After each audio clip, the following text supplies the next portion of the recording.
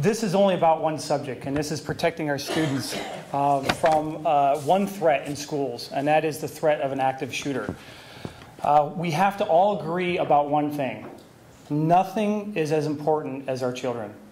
I want to compare two disasters that could happen in your community. I want to talk about for a moment a tornado. Imagine a tornado coming through this community and destroying a community and killing 26 people. And I want you to think about for a moment comparing that incident to an active shooter event in one of our schools where we have 26 people killed in one of our schools. The same number of people that were killed in Newtown. The same number of deaths occur in both of these instances, but I would argue that the emotional, psychological impact of the students being killed by a shooter, it has more of an emotional, psychological impact than the natural disaster, because instead of a tornado doing it, it's actually something evil taking the lives of our precious children, and nothing's more important than our children. We'll play a really quick DVD, and I'm going to continue, a very short video. Okay, first of all, John Benner, the one who runs that school is only a couple hours from here. And he has put on 7 firearm training courses for teachers that are 3 days long. And he invited me to come to it. So I've actually attended this training that they reference in the video. But what I'd like to talk about just for a moment is this sign right here. This sign is on the doors of all your schools. And it tells, you have to understand this before we proceed. This sign tells gunmen that nobody inside is capable of protecting themselves. And unless you understand that, it's hard to proceed with this presentation. Since 1950, there's been only one active shooter incident that has occurred outside of a gun-free zone. That's powerful. Aurora, Colorado. You'll probably remember the shooting at the movie theater, and it happened within a month of Newtown. Listen to this.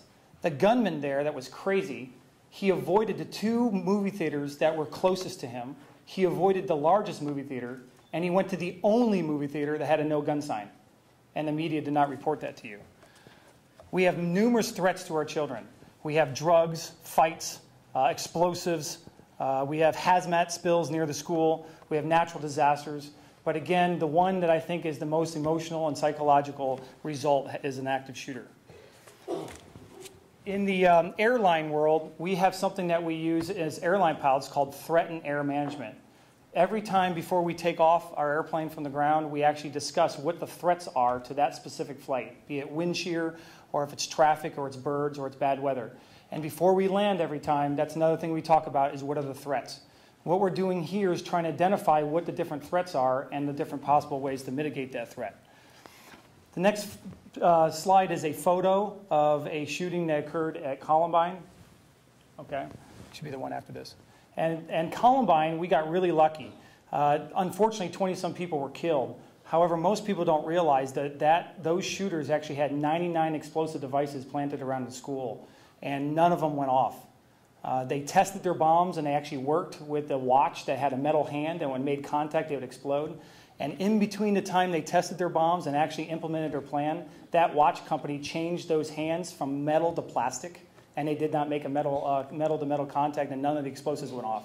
So we could have had hundreds dead at that school that day if they would have been successful with their plan. Designated by the FBI as an incident where somebody goes in a public place and just randomly shoots people they do not know. So now we're all on the same sheet of music, what we're talking about when we talked about active shooter. All the procedures the schools have right now, which are lockdown procedures, a single access to the school, the SARC program, ALICE program, the VIPS in school program, and video monitors are all good things. You're not going to hear us up here say anything negative about them. All these plans and devices are designed to either deter an attack or help mitigate it once it occurs.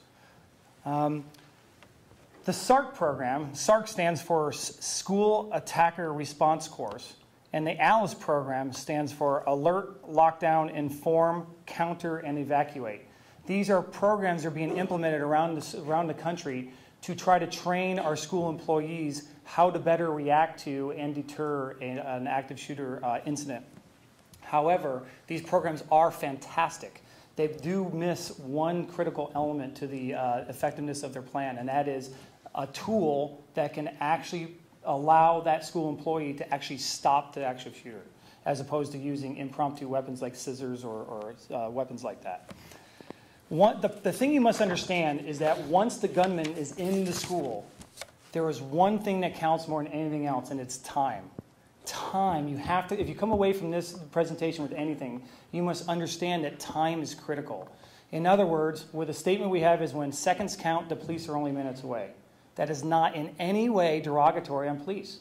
Police cannot be everywhere at one time. But when your children are getting shot, you want the police to be there a second ago. All right? And so it's important that you realize that our plan, what makes our plan so effective, and we're going to get into more details in a few moments, is that we minimize the reaction time from minutes to seconds, and that can save the children's lives. So please understand the importance of time. A couple statistics I want to throw out there. There's been over 380 shootings in the United States since 1992. We have had 44 shootings in the United States alone since Newtown. Since January 1st, we've had 13 school shootings. Last month in January, there was an average of 1 school shooting every other school day. Enough is enough. We have to do something to prevent these shootings from occurring. I also want to touch on a subject just for a second. It's not the primary topic here, but I want to mention the subject of terrorism. We not only have an active shooter threat, but we also have a terrorist threat. And in 2004, in Beslan, Russia, 334 children and parents were murdered over a 3-day siege in Beslan, Russia. And the people that did this were Chechen Islamic radicals. And the background of the Boston bombers were Chechen Islamic radicals. And Al-Qaeda told us on their training tapes, after the first Gulf War and we went into terrorist training camps, that what we do to Russia, we're doing to America exponentially worse. We have been directly told that our schools will be targeted. There was a training tape that was recovered at a terrorist training camp there in Al-Qaeda training camp after the first Gulf War. They had videotapes of Al-Qaeda assaulting a school. They were already practicing it. And you want to know how polarizing this is? Their plan is to secure the school with chains, the doors, guard the doors with explosives and belt-fed automatic weapons, wait for the media to show up, take kids to the roof of the building, and when the media is there, shoot them in the head and drop them off the building. That was their plan. So we're not going to talk much more about terrorism, but I just want to throw out there, we not only have the individual shooter, we actually have a terrorist threat. In our schools, we have fire drills. And to mitigate the threat of a fire, we do drills, we have smoke detectors, fire alarms, fire extinguishers, exits clearly marked, all to mitigate this threat. How many children, though, in the last 3 decades have died in schools because of fire? Not one. Okay, so the plan works. In 1998, FBI statistics indicate 35 children were killed in schools and 250,000 were hurt in violence in school, 1 year. 1997 statistics, 6,300 students were expelled from school in 1 year for bringing a handgun or some kind of weapon to school. So, when you're thousands of % higher chance of having your children hurt by violence or by an active shooter, why are we not doing the same layered approach to protect our kids from this threat? When you fly on an airliner, you have a layered defense system protecting you. You potentially have an armed pilot, potentially have a federal air marshal. You may have other law enforcement. You have the TSA, the Department of Homeland Security, and a random screening. It's a layered defense, and that's what we're looking at doing here. If the active shooter makes it into the school, the only thing that's going to protect the students is an immediate armed response. Or put in a different way, I want you to think about it this way. I know there's a lot of teachers in this room. Those of you who are teachers, when you are teaching your children and a gunman comes in the front door, you are the first responder. Think about it for a second. You're the only one there to respond to protect those children. All we're looking at doing here is giving 5% of those teachers the tool to protect themselves and their children. In Newtown, 4 teachers were killed standing in front of their students and shielding them with no way to protect them. We don't want that to happen again. Okay, I want to talk just for a moment about the SRO program. The SRO program stands for the School Resource Officer Program. This is a phenomenally good program. And I don't want anybody to leave this room thinking that a POST program in any way has ever been suggested in replacing the SRO program. But let me throw out some numbers for you. The SRO program in Boone County, we have approximately 30 schools if you include both public and private schools. We have 10 school resource officers. In Grant County, very similar, 8 schools, 2 school resource officers. Okay, there's not enough personnel to actually cover all the schools. Couple things about the SROs that I want to throw out. First of all, in my opinion, those individual officers or SROs are absolute heroes. They are in that school for one purpose, and that is to protect those kids, and they take it seriously. There's a Boone County SRO that actually made this statement to me. He says, Joe, I love these kids so much that I will not even go to McDonald's to get lunch because I don't want one of them to get hurt while I'm gone. Okay, so these gentlemen are warriors, they're sheepdogs, and they're heroes. However, school resource officers cannot be everywhere at one time. They could be on the other side of the campus when the shooting starts. They could be doing a home visit with the principal. They could be on vacation, sick, attending training. They could be at lunch. And they could, I hate to say this, they could be the first one targeted because they're in uniform. So these are all reasons why we're looking for this layered defense to augment the SRO program. We're not looking at any kind of reduction in SRO. As a matter of fact, it'd be nice if we had more, but there's a financial element to that. We use guns, firearms, to protect the president, congressmen, celebrities, sporting events, banks, jewelry stores, factories, office buildings, courts, and airports. And your children are getting a no-gun sign. So we're willing to protect our money with a firearm and train personnel, but your children get a no-gun sign. I, for one, I just think is ludicrous. And I think we should talk about that. Sandy Hook Elementary. I want to remind everybody that people that are criminals break the law, and they will continue breaking the law. In Newtown, that assailant, that gunman, he shot and killed his own mother, which is against the law. He transported the guns loaded, which is against the law in Connecticut. He brought guns to school property. He broke into the school, which had a locked front door, by the way, discharges the firearm within city limits, murders 26 people, and commits suicide. Every one of those things I just mentioned is against the law. Do you think he cared that it was against the law? Do you think he cared there was a no-gun sign on the front of the school? I think not. The lessons are law-abiding citizens obey the law and criminals do not. Newtown had a secure door, secure front door. There's conflicting reports, but a prominent expert in this subject said that he shot the front window out and actually gained access to that school. It was a locked, secured door, and he still gained access to our school. Connecticut has much stricter gun control than we have here, and it still happened. And we had those 4 teachers that were shielding their children when they died. 6 teachers, 20 kindergartners or first graders were murdered that day. Here's what's interesting. And it's sad, actually. It's actually sick. That shooter, Lanza, the psychological profile determined that he was playing a game in his head. And that game was every person he shot, he got points. And if he got shot and killed by a law enforcement officer or anybody else, he would lose all his points. And so he wanted to take as many lives as he could. It wasn't personal. It was just targets, numbers. And then he took his own life so he can maintain his points. Frankly, I think it's pretty sick, but that's the kind of threat we're dealing with right now. If you look on our website, we do have a shootings tab, and it reviews shootings that have occurred in this country since the 1800s. And I think if you read through the example shootings, you'll see a trend that before 1990, most shootings were not personal. I mean, they were personal. Somebody bullied somebody and they brought a gun to school to target that individual. Since 1990, a lot of the shootings have become non-personal. In other words, they're going for a victim count. And a lot of them have said, I'm going for a victim count higher than Columbine or higher than Virginia Tech. It's like a competition of how many people they can shoot. It's very sad. There's a comic strip that I would like to show on the screen. Some of you have seen this. I think this comic strip actually says it all. It's a comic. But the top picture shows a teacher that is about to get murdered with her children with no way to protect herself. And the one on the bottom gives her, in this case, the tool to be able to protect herself and her children. I just think sometimes comics say it all. So let's talk about options. Okay? Option number 1 to mitigate this threat, and we want to talk about all different types of options here. Option 1 is multiple school resource officers in every school. Now, why do I say multiple school resource officers? Because the reasons I mentioned before: vacation, they're in training, they're sick, they go to lunch, etc. They're not always available. So we want multiple people to cover a school.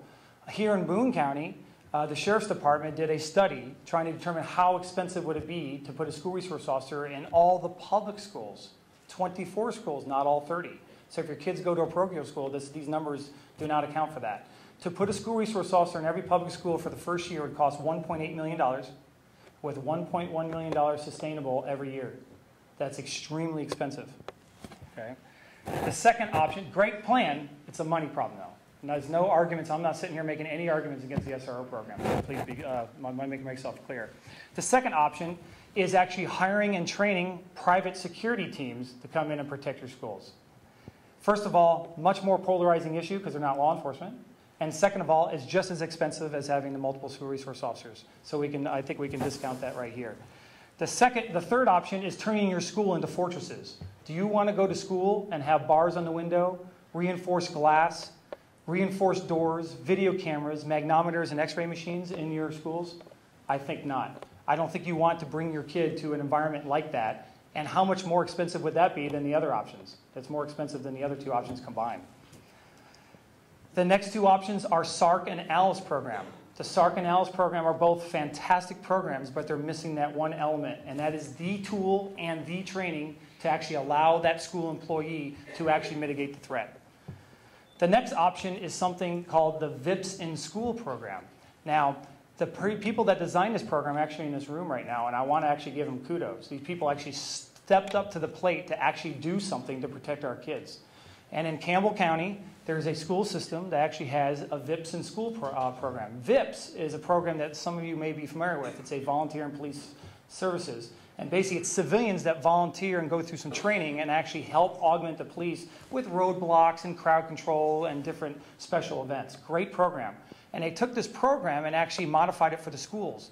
They trained all the participants or volunteers. They screened them. They gave them an interview, did a background check, trained them how to use a taser, gave them a uniform and a squad car. So in these schools, every day, a volunteer shows up at the Alexandria Police Department, picks up a cruiser, is in uniform, and goes to a school, and they volunteer that day to patrol the school in uniform with a taser. And it forms a deterrent. The car outside forms a deterrent. A uniformed officer forms a deterrent. But even the designers of this program admit, and they are supporters of the POST program, they say it's missing one critical element: the effective tool to stop the active shooter. Think about this for a second. If you're talking to a teacher and you're one of the participants of this and you hear around the corner an AK-47 go off, how confident are you going to be to pull your taser and say, stay here, or go get him? Okay? You don't bring a taser to a gunfight.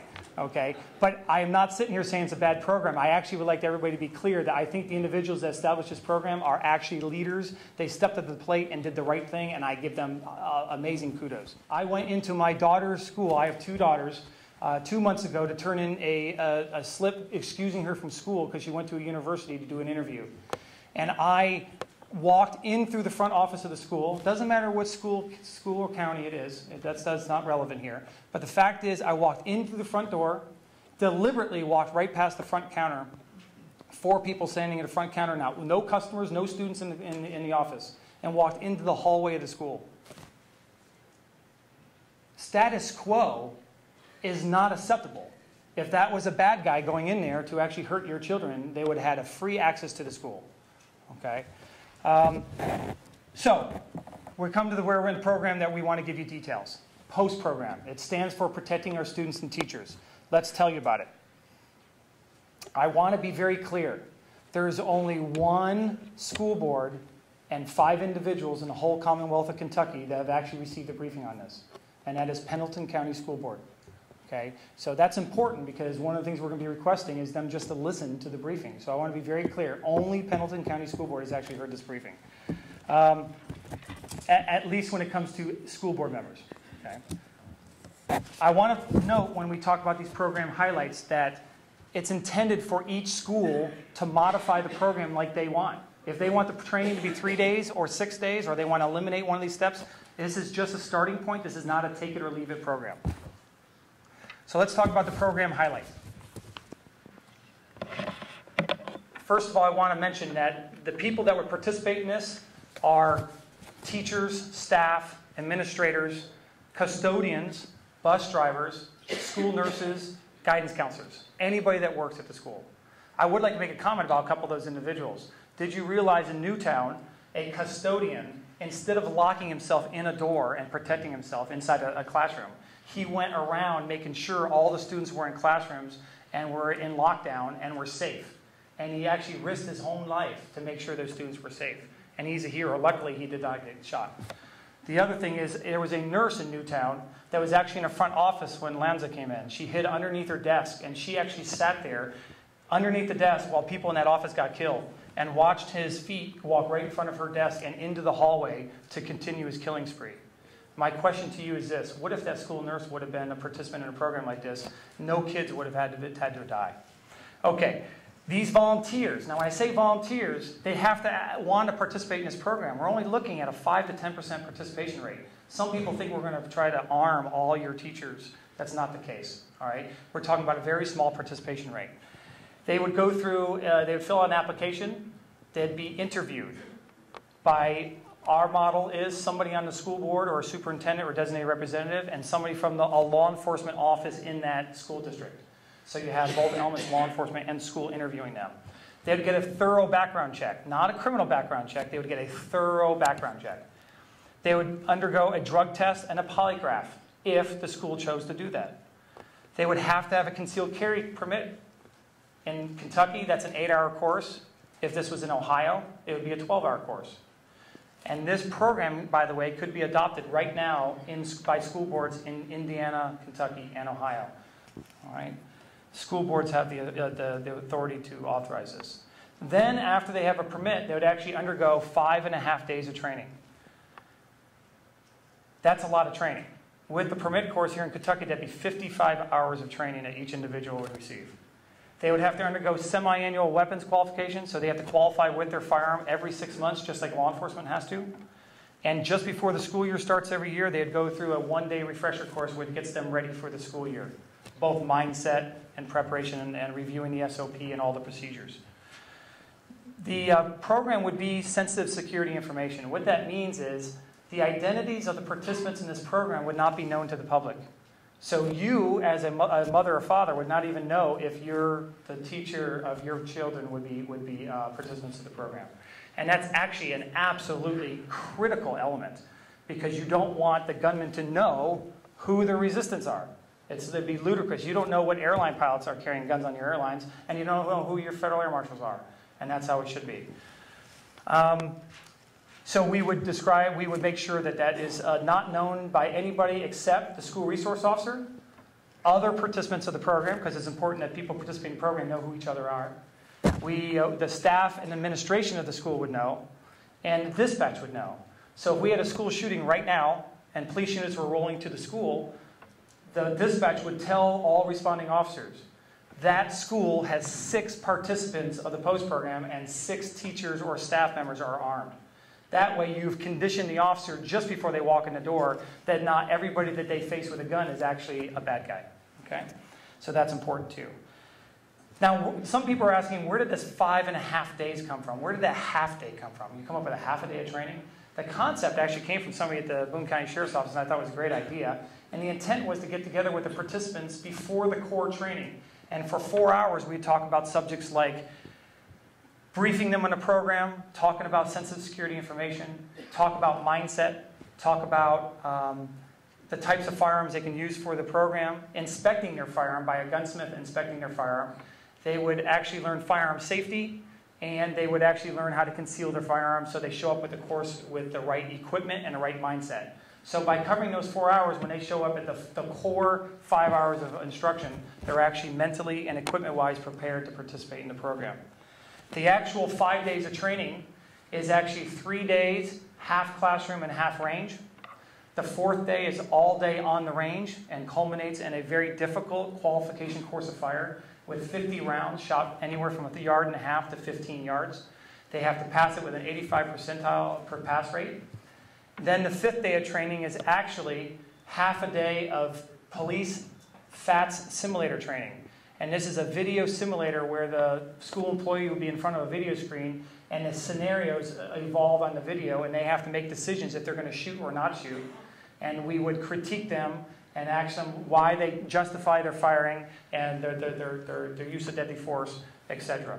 And then the other half a day of training on the 5th day would be bringing them into a school, when school's not in session, obviously, and actually doing force-on-force simunition training, which is where you have assailants attacking the school in the lunchroom, in the assemblies, in the hallway, in the classroom, in the front office, and when buses load and offload, so they can see all the different environments where they may have to deploy a gun, and make scenarios that some of you have to shoot and some of you don't shoot, and debrief them afterwards. This last day of training is important because they undergo stress inoculation and they learn to articulate what they're doing and why. It's a very important part of the process. Okay, so that's a snapshot at the actual training program. I want to mention that there are multiple states that actually have armed school employees right now. Specifically Utah, Alabama, Texas, Ohio, Arkansas, Oklahoma, South Dakota. Utah, Texas, and Oklahoma are unique because they've all had armed teachers for years. Texas has had an armed school district since October of 2007. And Oklahoma started theirs 6 years ago. And Utah has allowed concealed carry in universities and schools for many, many, many years. My question to you about this is how many instances have we heard of guns being taken from those teachers and used against students, or in any incidents happening in those school districts? And we're going to talk about that a little bit more in a second. Wyoming, last week, the House passed a bill. The vote was 54-6 to allow teachers and employees of schools to carry concealed in school. 54-6 to just do one thing: no screening, no volunteers. Anybody with a school employee with a permit would be able to carry in schools. Now, some of you think that's ludicrous. I actually think that would work because it establishes a deterrent. However, I want to compare that to what we're talking about. We're talking volunteers, 5%, heavily screened, and trained with 55 hours or 5.5 days of training. So, like, a big difference in the programs. I also want to emphasize here that the research we've done, of all the places in the country that have armed school employees, not one program anywhere in the country has as much vetting process, screening, or training as our program. And I think that's very important to note. Ohio, do you realize there's at least 20 school districts right over the river that actually have armed teachers? When I say armed teachers, armed school employees. And the organization has been organizing this, said it could be up to 30 right now. That's a lot of armed school districts right over the river. My question is, why does Ohio have 20 and Kentucky has 0? I think Kentucky is more conservative and more gun-friendly than Ohio. And even though this is not a gun issue to me, this is a child safety issue, I think it's perplexing that why Ohio has so many armed school districts. There is a school district in Ohio that's only a couple hundred miles from here, and they instituted an armed teacher program last year. And just a couple words from the superintendent's letter to us. It said the Board of Education, at its regularly scheduled board meeting in August, unanimously passed a resolution to amend the current security plan that is utilized by the district at this time. As part of the revised security plan, the district has made a decision to authorize the use of firearms in order to better protect our students and staff from individuals who wish to carry out acts that may result from physical harm or, in certain situations, death. As part of the security process, individuals who are authorized to carry firearms in school property will be required to participate in training provided by a Tactical Defense Institute and be required to recertify twice yearly with respect to the OPATA training, that's Ohio Peace Officer Training Academy, and that are consistent with local law enforcement training and qualification. The Board of Education and superintendents, along with strong community support, would like to encourage other school districts to revise their security policies to reflect the use of firearms as a measure to protect students and teachers. With the appropriate training, this is a process that will help make our schools much safer for the teachers and staff. That's only a couple hundred miles from here, and that's a superintendent that wrote that letter to us, specifically to us, the post program. So I want to be very clear here. KRS 527.070, subparagraph 3, subparagraph F, currently, it was passed by the legislature, authorizes school boards to actually adopt this program tomorrow. So I want to make sure we're very clear there. Other programs to use as an example would be the Armed Pilot Program. That program's been in existence for 11 years, and it protected the skies from another 9/11 attack, and as well as other programs, like the Federal Air Marshal Program. Some people say guns are no places for school. I want to point out that in 1974, 3 Arab gunmen walked into an Israeli school, killed 31 students, and wounded over 70. Did Israel respond with a statement, firearms have no place in school?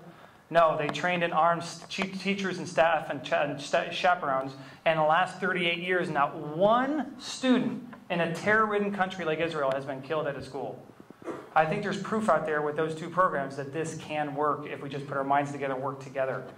We think a 5 to 10% participation rate will establish the effective program.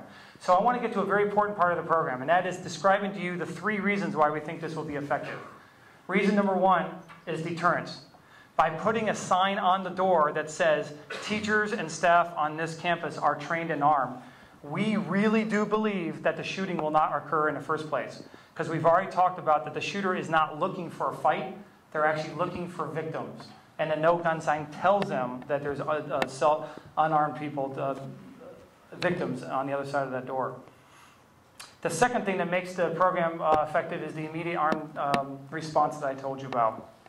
We're actually allowing the teachers and the staff at the school to actually be the first responders. The last thing that makes the program successful is thoroughness of training.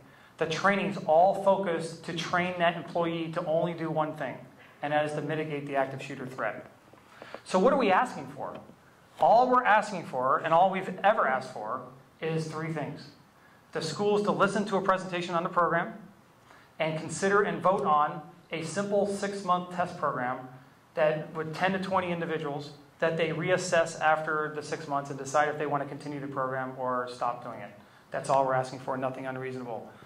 We have had overwhelming support. The sheriff and I have been working on this since a month after Newtown. Newtown was the catalyst that got us involved to do this.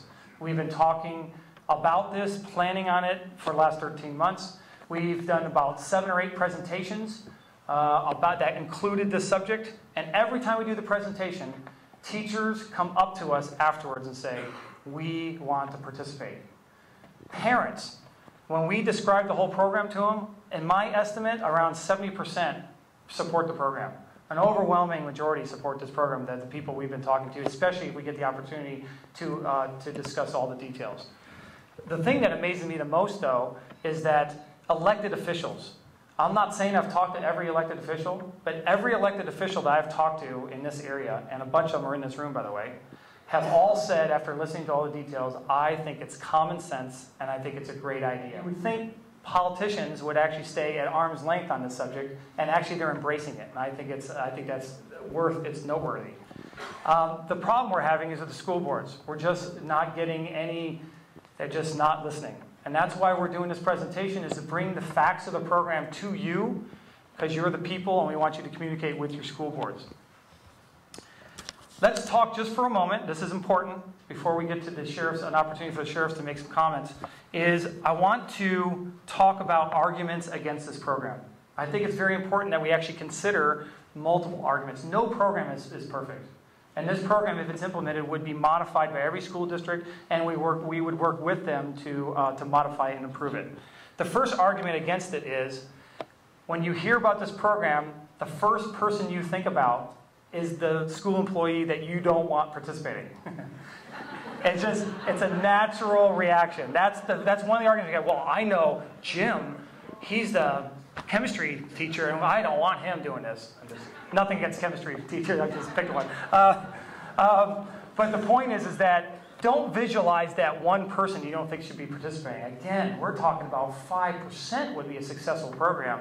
So and there's so much vetting and background checks and so much high caliber training. Even if they pass the vetting process and make it into the course, that doesn't mean they're going to complete it. Because we're going to be interacting with them for 5.5 days to make sure that they have the right attitude and the right mindset. I teach my students, the firearm is not even the weapon.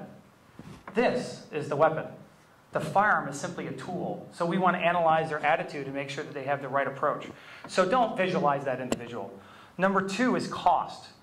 Okay? The cost of this program is extremely low. And the reason why it's so low is because the participants in the program are not getting paid a cent. All right? Now, this is a great opportunity to actually highlight those of you who live in Boone County your sheriff, because I want to tell you what your sheriff has done, which is absolutely spectacular. He has stepped up and been a leader right from the beginning on this. And he said to the school board, I am willing to help you with the interviews. I'm willing to do the background check. I'm willing to do the polygraph, the drug test. I'm willing to provide the classroom, the range, the instructor, some of the instructors, some of the ammunition, and a lot of the range supplies. What is there left to pay for?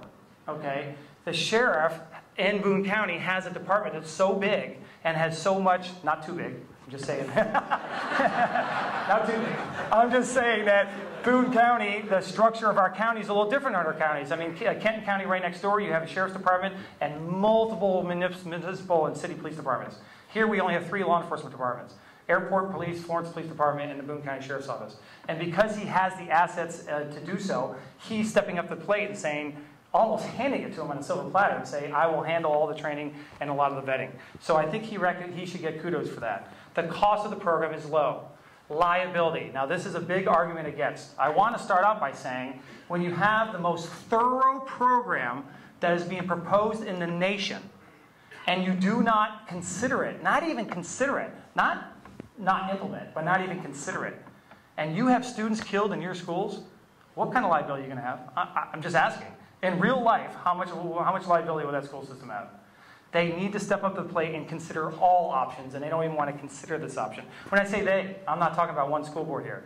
The target audience is every school board in the Commonwealth of Kentucky and any school boards that we can reach in Indiana and Ohio. So let's be very clear, we're talking about all school boards. The next one is providing a gun or a firearm for the gunman. A lot of people have said, wait a minute, what I'd have a problem with there is now you're putting a gun in the school environment, and all you're doing is providing it for the gunman. And our argument against that is, number one, 5% participation rate. The gunman doesn't know who's participating, and only 1 in 20 would be participating if you had that rate. Number two is the gun would be concealed, so you don't see it. We're going to teach them how to deep conceal and effectively conceal the firearm. Number three is we're going to have 4 hours of instruction in the course where we talk about hand-to-hand combat, unarmed defense, and firearm retention. Firearm retention is instructing the participant how to maintain control of their firearm while it's in the holster and while it's in their hand. Now, the RM pilot program has the same amount of training on that. And you don't want your pilot participant getting the gun taken from them. It's the same amount of training that they get. I want to also mention that the firearm training that these participants would be getting is equivalent to the amount of firearm training armed pilots get and your police officers and sheriff deputies get when they go to the Department of Criminal Justice Training. If you think they go down there for 18 months and they're shooting the whole time, they shoot for less than a week handguns. So their training they're going to be receiving in this program is on par with the training they get in the criminal justice system or at the armed pilot program. The last one is, and I'm not going to spend any time on this one, is we just have to admit there are 10 to 20% of our people that live in our communities that just cannot get over the emotional obstacle of having a gun in the school. And you know what? I will not be able to reach them. It's just, there is a percentage of our society that just do not want guns in school. My only question would be to those individuals, how's that working out for you? The schools are continuing to be attacked. Okay? And I think that just having that sign on the front of the door, you probably won't even have the attack in the first place. Okay. This post sign is just, if this was implemented, this would not necessarily be the sign for the program. This is just, all this is a starting point, all of it. And all of it can be modified by every school district that it implements. But the key I want you to see on here, yes, we're doing a little bit of advertising for post here, but what I want you to see more than anything else is the words. This school, teachers and staff on this campus are trained and armed. And that is the key verbology that you need to look at.